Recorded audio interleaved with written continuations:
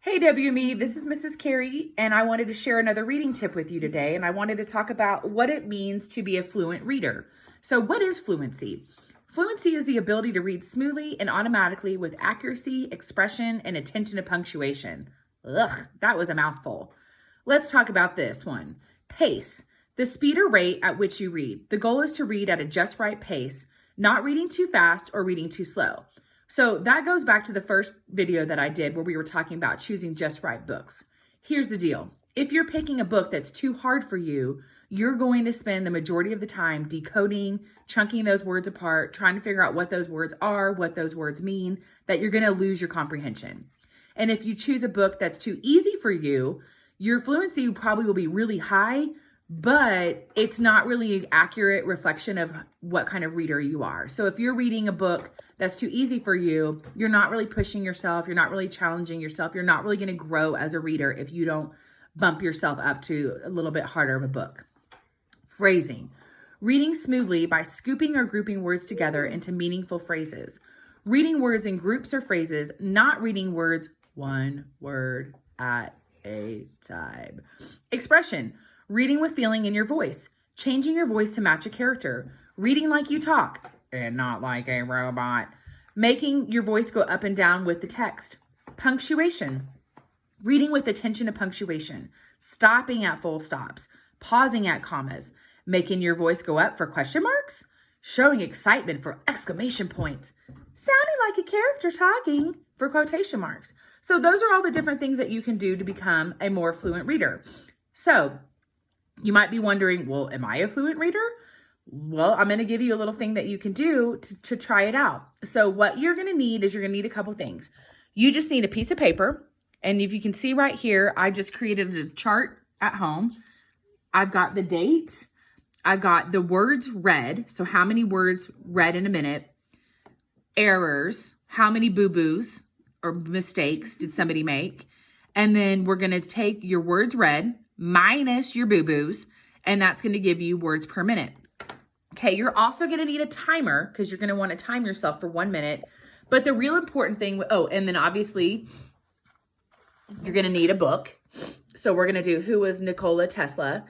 And with this activity, you really need a partner. And you want your partner to be somebody who might be a little bit stronger reader than you, because they're going to be listening to you read, and they're going to be keeping track of how many errors you made. So if you miss up a word or you omit a word or something, they're going to be keeping track of that on this error sheet.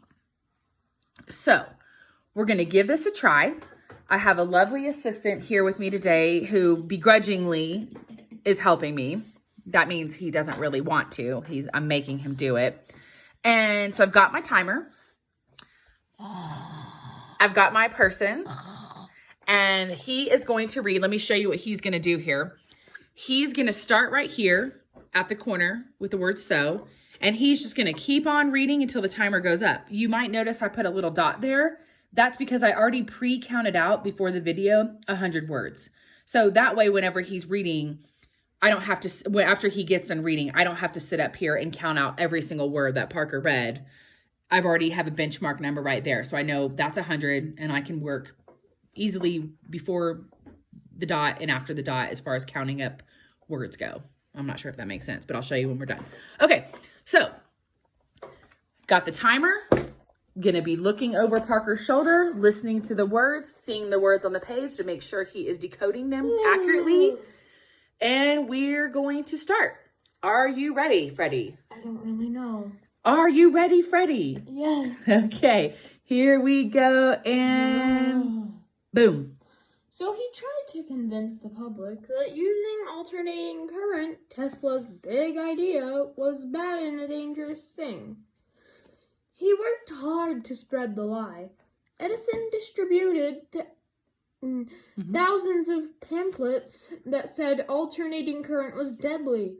And horribly, he teamed up with an electrical engineer to electrocute stray dogs with alternating current.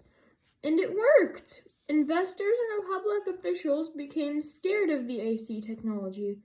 Nikola knew that any electricity, alternating current, or direct current could be dangerous. How could he and Westinghouse prove AC was just as safe as DC? In 1891, the year Nikola became a citizen of the United States, he gave another. Okay, so I'm going to stop the timer. Okay, so Parker did a great job. He did not mess up on any words. He did not omit any words. I liked his phrasing. I liked the pace. I liked the expression. And I noticed that he was stopping at punctuation and pausing at punctuation. So I thought his expression and phrasing and punctuation and pace was all really great. So right here, this was 100, and he made it to United States. So I'm going to count up. So 101, 102, 103, 104, 105. So I'm going to go to my chart right here. Words read was 105. Errors, 0. So there's nothing to subtract. So he was able to read 105 words per minute. And it's not always just about how many words per minute. It's really about the punctuation, the expression, the phrasing, the pace. And so this is what you can do at home to see how you're fluent. So then what I would recommend is what I would do with Parker is we would do the same thing tomorrow. So then tomorrow I would put in 5, 6. I would have him read the exact same part of the passage, and we would go through this again. And so the goal would be that every day your words per minute is getting higher and higher. And another tip is if Parker would have messed up and had some errors, I would have made sure that he was aware of what words he messed up on, and we would talk about those words. If he doesn't know, I would ask him what he thinks they mean. If he doesn't know what they mean, we would look them up in a dictionary. We could look them up online. We would just, we would use the resources that we have here at home in order to figure out what those words mean. So he's actually, learning from this activity too. It's not just, oh, you didn't read very fast, boo-hoo, off you go. It would be, taking the words that he missed and really delving into those words and figuring out what they are, what they mean, so he can actually get faster the next day. So that is my fluency tip. And I hope you enjoyed it. And you can try this out at home. Just grab a partner, grab a piece of paper and a timer and a book, and go for it. All right. See you next time.